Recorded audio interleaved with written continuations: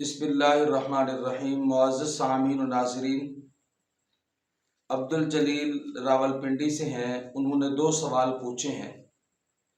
سب سے پہلا سوال یہ ہے کہ نمازی آدمی جب نماز پڑھ رہا ہو تو نماز کے دوران اس کی نظر اور اس کی نگاہ کہاں پر ہونی چاہیے؟ مطلب قیام کی حالت میں، یعنی کھڑے ہونے کی حالت میں اس کی نظر کہاں پر ہونی چاہیے؟ رکوع میں اس کی نظر کہاں پر ہونی چاہیے؟ سجدے میں اس کی نظر کہاں پر ہونی چاہیے؟ اسی طرح اگر وہ تشہد میں بیٹھا ہے تو اس وقت اس کی نگاہیں کہاں ہوں، اور سلام پھیرتے وقت اس کی نگاہ کہاں پر ہونی چاہیے؟ تو اس کا جواب یہ ہے کہ سب سے پہلی بات تو یہ ہے کہ نمازی آدمی چاہے وہ مرد ہو یا عورت، تو اس کو چاہیے کہ وہ اپنی نماز کے اندر خشوع اور خضوع پیدا کرے۔ دائیں بائیں اوپر دیکھنے کی بجائے جو ہے وہ اپنی نماز کو مکمل توجہ کے ساتھ ادا کرے۔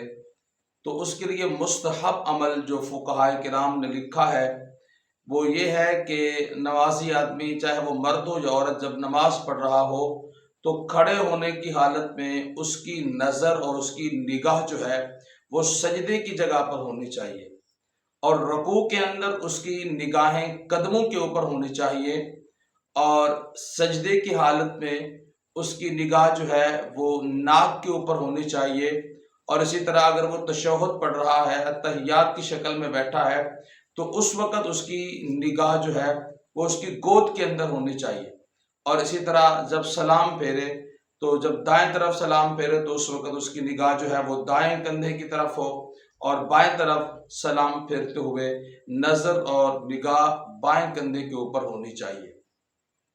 دوسرا سوال انہوں نے یہ پوچھا ہے کہ عام طور پر لوگ وتر کی نماز میں پہلی رکعت میں سورۃ النصر اذا جاء نصر اللہ والفتح پڑھتے ہیں، اور دوسری صورت میں تبت یدا ابی لہب پڑھتے ہیں، اور تیسری رکعت میں قل هو اللہ احد پڑھتے ہیں۔ تو اس بارے میں آپ جو ہے وہ یہ بتائیں کہ مستحب کون سی صورتیں ہیں، وتر میں کون سی صورتیں پڑھنا مستحب ہے؟ تو دیکھیں، ترمذی شریف کی روایت ہے، حضرت ابن عباس رضی اللہ تعالیٰ عنہ اس حدیث کے راوی ہیں، فرماتے ہیں کہ حضور علیہ الصلوۃ والسلام جب وتر کی نماز پڑھتے تھے تو پہلی رکعت میں سورۃ الاعلیٰ سبح اسم ربک الاعلیٰ پڑھتے، اور دوسری رکعت میں سورہ کافرون پڑھتے تھے، اور تیسری رکعت میں حضور علیہ الصلوۃ والسلام سورۃ الاخلاص پڑھتے تھے۔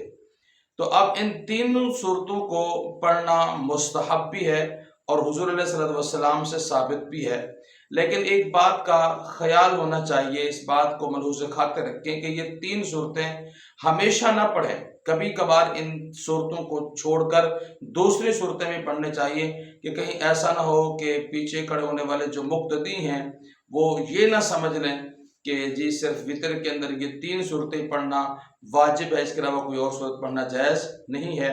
باقی جو سوال کرنے والے نے سوال کیا ہے کہ لوگ پہلی رکعت میں سورۃ النصر پڑھتے ہیں، دوسری میں سورۃ لہب پڑھتے ہیں، اور تیسری میں سورۃ الاخلاص پڑھتے ہیں، یہ صورتیں بھی پڑھنا جائز ہے۔ اللہ پاک ہمیں سمجھنے کی توفیق نصیب فرمائے۔